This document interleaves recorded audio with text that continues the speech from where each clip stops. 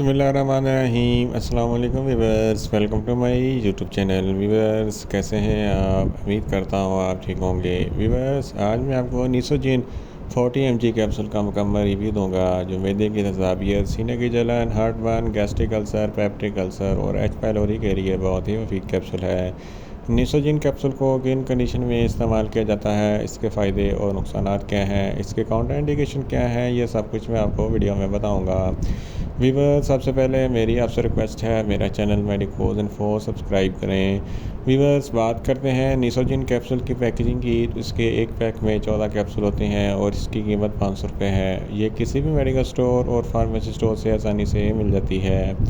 Viewers अब बात करते हैं निसोजिन कैप्सूल की फार्मूलेशन की, तो इसकी फार्मूलेशन में इसोमेप्राजोल 40 mg होता है जो मैदे की तज़ाबियत के लिए बहुत ही मुफीद कैप्सूल है। वीवर्स अब बात करते हैं इसोजिन कैप्सूल का सही तरीका इस्तेमाल और खुराक की, तो इसोजिन कैप्सूल दिन में एक कैप्सूल 2 मरतबा इस्तेमाल कर सकते हैं। एक कैप्सूल सुबह और एक कैप्सूल शाम इस्तेमाल कर सकते हैं। कैप्सूल को खाना खाने से पहले इस्तेमाल करना है तो आपको इफेक्टिव रिज़ल्ट मिलेंगे, या आप अपनी कंडीशन या डॉक्टर की हिदायत के मुताबिक भी इस्तेमाल कर सकते हैं।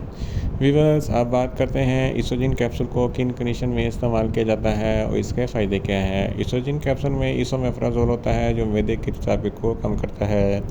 अगर आपके मैदे में बहुत ज़्यादा एसिडिटी है तो इस कंडीशन में इसोजिन कैप्सूल बहुत ही मुफीद है। इसके अलावा अगर आपके सीने पर जलन होती है या हार्ट बर्न होता है तो इस कंडीशन में भी इसोजिन कैप्सूल बहुत ही मुफीद है। सीने की जलन और हार्ट बर्न मैदे में ज़्यादा तज़ाबियत की वजह से होती है। इसोजिन कैप्सूल के इस्तेमाल से मैदे की एसिडिटी कम हो जाती है और दिल जलना बंद हो जाता है। इसके अलावा अगर आपको गैस्ट्रिक अल्सर या पेप्टिक अल्सर है तो इस कंडीशन में भी इसोजिन कैप्सूल बहुत ही मुफीद है। इसके अलावा एच पाइलोरी एक बैक्टीरिया है जिसकी वजह से आपके मैदे में इन्फेक्शन हो जाता है और ज़ख्म बन जाते हैं, तो इस कंडीशन में भी इसोजिन कैप्सूल बहुत ही मुफीद है। अगर आपकी अंतड़ियों में कोई इन्फेक्शन है या सोजिश वगैरह है तो इस कंडीशन में भी इसोजिन कैप्सूल बहुत ही मुफीद है।